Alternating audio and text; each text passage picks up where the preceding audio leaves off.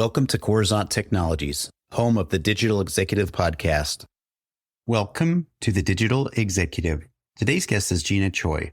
Jina Choi is a dynamic leader with over 20 years of experience in the FinTech industry, specializing in the intersection of technology and product development. She began her career in operations, building a strong foundation in fulfillment before transitioning into product technology. As a chief product officer of Quilt, Jina plays a pivotal role in launching cutting-edge platforms, driving remarkable growth, and expanding client bases in record time. Her strategic vision and hands-on approach have consistently led to successful product launches, often within tight deadlines. Well, good afternoon, Jina. Welcome to the show. Hi, Brian. Thanks for having me.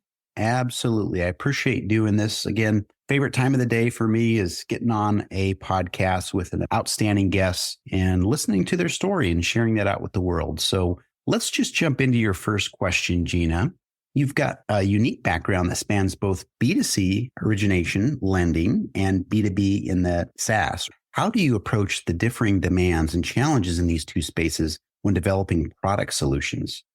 First and foremost thing that I'll look at is who is my audience that I'm serving. When I'm looking at from a B2C space in the origination lending part, I am looking at from a consumer perspective. So I do have to take off my hat from a SME or knowledgeable standpoint and understand as that average American coming into home ownership, what are the initial things that I would like to see, do, or have tools to help me be more capable of moving forward. Same methodology applies from a SaaS B2B standpoint. In my opinion, I have to understand who is my audience, who am I serving, and what are their expectations and goals for the product that I'm going to go ahead and provide to them. Is it going to be internal tools that are going to help serve their employees, or is it going to then be turning into an outward-facing consumer tool and understanding what is my total addressable market for those consumers? It will vary from client to client based off of how far their arms reach in both methods, from both the B2C along with the B2B. It's really just understanding in that seat of that user or that audience of what would they like to see and experience and what would help them better their overall experience, whichever goals it may be that they're trying to achieve. Thank you. I appreciate that. And I know your background spans quite a big space there, but I appreciate you breaking that down for our audience as well. Jina, as your tenure as Chief Product Officer, and more recently with the launch of Quilt, you've successfully launched several cutting-edge platforms under tight deadlines. Can you share your strategy for managing time constraints while ensuring product quality and innovation? Absolutely. And thank you for the question.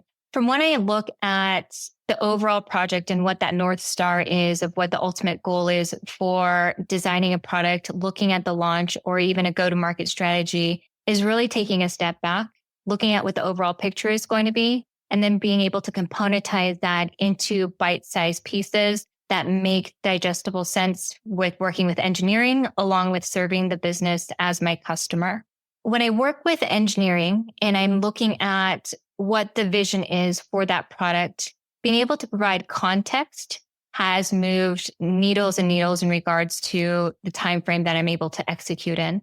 If my engineers are able to understand what is the underlying goal, along with what is the intention, then it helps them understand, well, how can I achieve and build those goals as quickly as possible and as most effective as possible so that we don't lose the quality nor the innovation.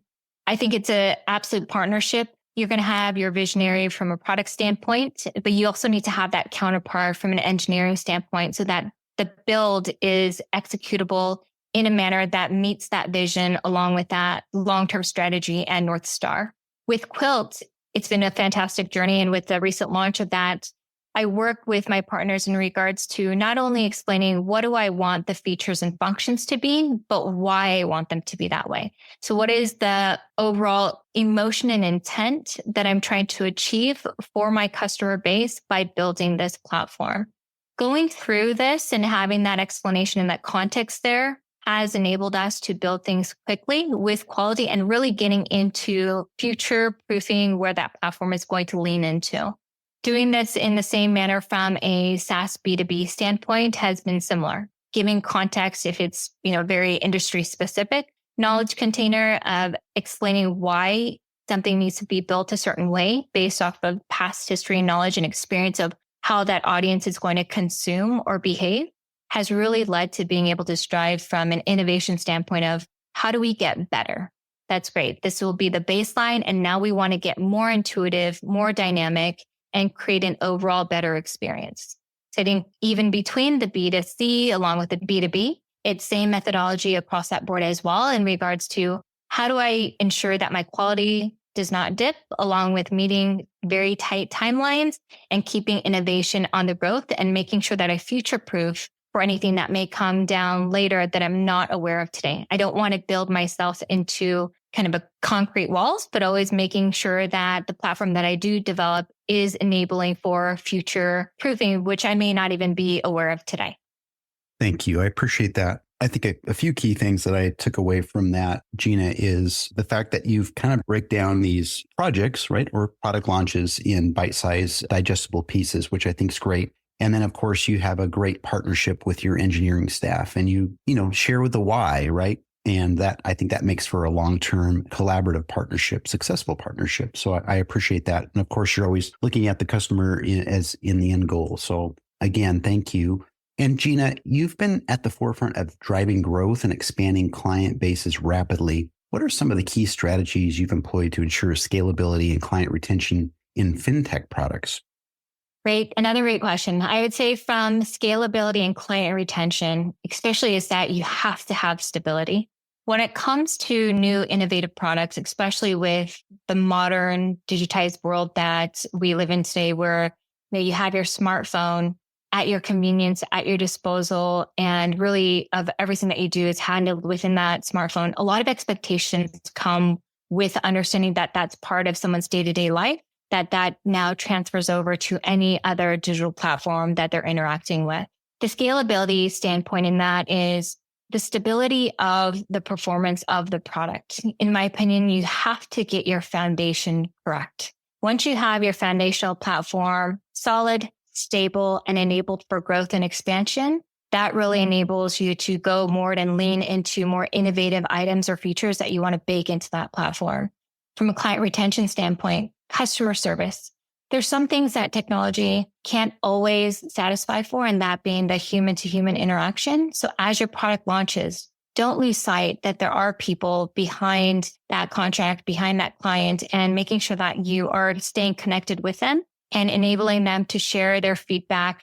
And that will not only better their experience, but also the product that you're building forward. Thank you. And I appreciate that portion of it. Obviously, the customer experience is everything. We've all experienced some good and bad and in between. But if you are checking in with the customer and having that feedback, you're going to end up having better customer satisfaction, obviously, and a better product. So I appreciate you breaking that down. And client retention is so important these days. Jina, last question of the day. FinTech is evolving rapidly with emerging technologies like AI and blockchain. How do you stay ahead of these trends and how do you integrate them into your product development processes?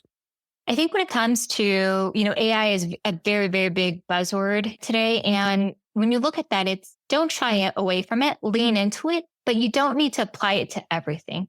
Right. So when you look at AI and blockchain and other new technology advancements, is even if they help propel 10% of your audience base by using that technology, and it's not always applicable to 100%, still take advantage of that 10%. Wherever you can apply new technologies, new visions within that, I think that's an absolute where you should definitely lean into and do it in a manner that may be swim lane or in a manner that is only for a cohort of your audience to work through where you know that you've done your due diligence of what makes sense for that cohort and then expand from there. You don't always have to go all in at once. Prove out the theory, make augmentations, make iterations, and then go forward with the expansion once you've done a concentration in a specific area that doesn't cover your entire audience base. Thank you. I think that's helpful. You started out with saying it is a buzzword and pretty much that, or you're overwhelmed by all the different platforms and salespeople trying to get you to buy their product because AI is going to fix all your problems, right? I absolutely agree with you. You need to lean into it where it makes sense. Obviously, test the temperature of the water before you jump in. I really like the approach. So I really do appreciate that, Jina. Jina, it was such a pleasure having you on today, and I look forward to speaking with you real soon. Thank you so much for having me, Brian. It's been a pleasure, and I hope I will speak to you soon again. Thanks again. Bye for now.